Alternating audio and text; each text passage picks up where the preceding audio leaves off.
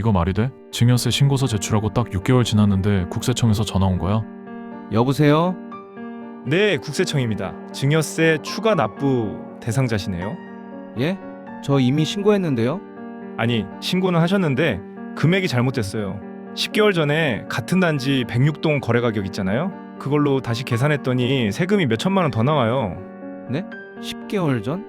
법에 보면 분명히 증여일 전 6개월부터 신고일까지만 본다고 나와 있는데요? 그건 원칙이고요. 저희가 평가심의위원회 심의 거쳐서 2년 전 거래도 시가로 볼 수 있거든요. 아니 그게 무슨 말도 안 되는 소리야. 반가워 세상 모든 판결 세모판이야.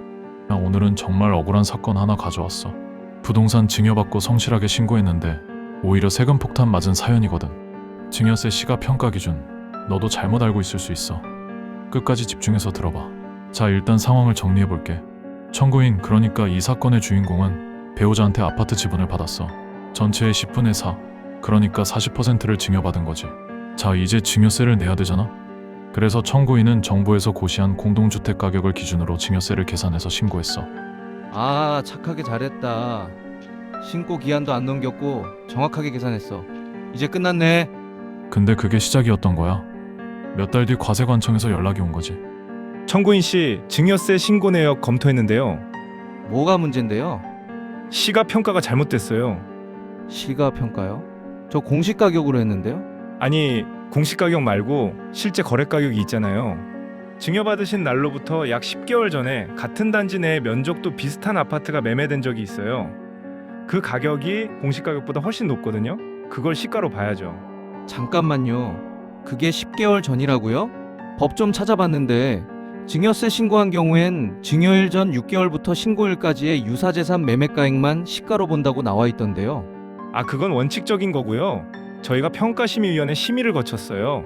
그러면 2년 전 거래까지도 시가로 볼 수 있거든요. 상속세 및 증여세법 시행령 제4 19조 제1항 제1호에 나와 있어요. 청구인은 황당했던 거지. 아니 내가 법 찾아보고 착실하게 신고했는데 이게 무슨 소리야? 6개월 규정이 있는데 왜 10개월 전 거래를 들먹이는 거야? 이건 명백히 위법이잖아. 그래서 청구인은 불복했어. 세무서에 이의 신청도 하고 조세심판원에도 갔어. 청구인 측 주장 들어보겠습니다. 이 처분은 법률 해석을 잘못한 겁니다. 시행령 제4 19조 제1항 제3호는 명백히 신고 납세자를 보호하기 위한 특별 규정입니다. 일반 규정인 제1호를 배제하는 특별법 관계라고 봐야 합니다. 피청구인 측 의견은 아닙니다. 제3호는 단순히 예측 가능성을 높이기 위한 규정일 뿐 제1호를 배제하는 게 아닙니다. 만약 제3호가 제1호를 막는다면 형평성 문제가 발생합니다. 양측 주장 다 일리가 있는데요. 하지만 조세심판원으로서는 법원 판례를 따를 수밖에 없습니다. 유사 사례들을 봤을 때 평가심의위원회 심의를 거친 경우 2년 기준이 적용된 사례가 다수 있습니다. 청구인의 심판 청구를 기각합니다. 결국 법원 가는 수밖에 없네. 결국 법원까지 간 거야. 자, 법정에선 청구인 변호사와 함께 열심히 주장했어. 재판장님, 이번 처벌은 명백히 위법합니다.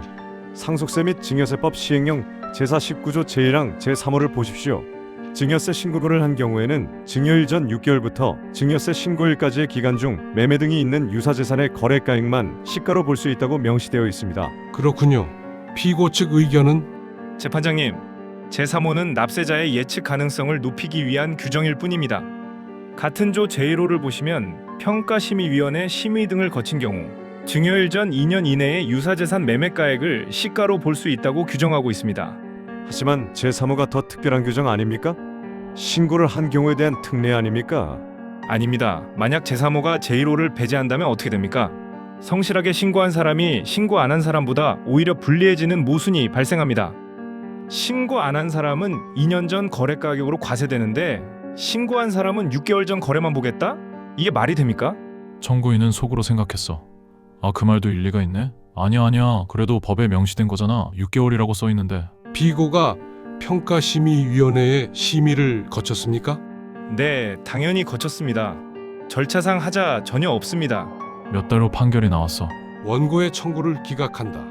상소속세 및 증여세법 시행령 제4 19조 제1항. 각 호는 서로 배제 관계가 아니다. 제3호는 납세 의무자의 예측 가능성을 높이기 위한 것일 뿐 제1호의 적용을 막는 취지는 아니다. 평가심의위원회 심의를 거쳤으므로 2년 이내 유사재산 매매가액을 시가로 본 이번 과세처분은 적법하다. 이게 말이 돼? 항소할 거야. 항소심에서도 똑같았어. 항소심 재판부님, 1심은 법 해석을 잘못했습니다. 제3호는 명백히 신고 납세자를 위한 보호 규정입니다. 보호 규정이 맞습니다. 하지만 제1호의 적용을 배제하는 규정은 아니라는 겁니다. 조세 형평성을 생각해 보십시오. 원고의 항소를 기각한다. 1심 판결은 정당하다. 그리고 드디어 대법원까지 갔어. 근데 여기서도 결과는 마찬가지였지. 상고를 기각한다. 상속세 및 증여세법 시행령 제49조 제1항 제3호는 제1호의 적용을 배제하는 규정이 아니다. 평가심의위원회의 심의를 거쳐 2년 이내 유사재산 매매 사례가액을 시가로 본 원심의 판단은 정당하다. 결국 청구인은 1심, 2심 대법원 모두에서 패소한 거야.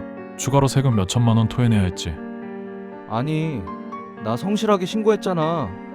법 찾아보고 공부해서 착실하게 했다고. 근데 왜 나한테만 이러는 거야? 신고 안 한 사람은 모르고 넘어갈 수도 있는데 나는 신고했다고 오히려 털리는 거야? 이게 공평해? 이게 정의야? 자, 여기서 법원의 논리를 좀 정리해 볼게. 법원은 이렇게 본 거야. 시행령 제49조 제1항에는 총 5개의 호가 있어. 제1호는 평가심의위원회 심의 등을 거친 경우 2년 이내 유사재산 매매가액을 시가로 본다는 거고, 제3호는 증여세 신고를 한 경우 6개월 전부터 신고일까지의 유사재산 매매가액을 시가로 본다는 거지. 그럼 이 두 개가 충돌하면 어떻게 해? 법원은 이 둘이 서로 배제하는 관계가 아니라고 본 거야. 제3호는 단순히 납세자한테 이 정도 기간은 당연히 시가로 인정될 수 있다는 걸 알려주는 규정이고, 제1호는 그보다 더 넓은 범위에서 시가를 인정할 수 있다는 규정이라는 거지. 만약 제3호가 제1호를 막는다면 신고한 사람이 오히려 손해잖아.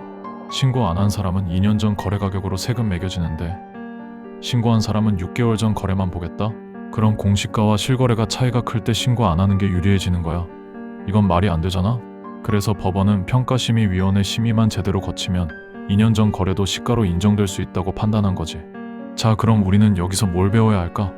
증여세 신고할 때 공시가격만 믿으면 안 된다는 거야. 최근 2년 안에 같은 단지, 비슷한 면적, 비슷한 층수의 거래 사례가 있는지 꼭 확인해야 돼. 그리고 평가심의위원회라는 게 있다는 것도 알아둬.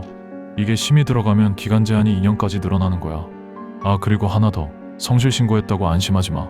국세청은 성실 신고 여부랑 상관없이 시가평가 다시 할 수 있어. 신고했으면 끝이 아니라는 거지. 이 사건의 교훈은 명확해. 증여세는 단순히 공시가격으로 계산하는 게 아니야. 유사 거래 사례가 있으면 그게 시가가 될 수 있고, 평가심의위원회 심의 거치면 2년 전 거래까지도 기준이 될 수 있어. 부동산 증여 계획 중이라면 반드시 전문가와 상담해서 최근 거래 사례부터 철저히 확인하고 예상 세금을 정확하게 계산한 다음에 진행해야 돼. 안 그러면 이 사건의 청구인처럼 성실하게 신고했는데 오히려 세금 폭탄 맞을 수 있어. 세상 모든 판결 세모판이었어. 구독과 좋아요 알림 설정 부탁할게. 다음에 더 재밌는 판결로 돌아올게.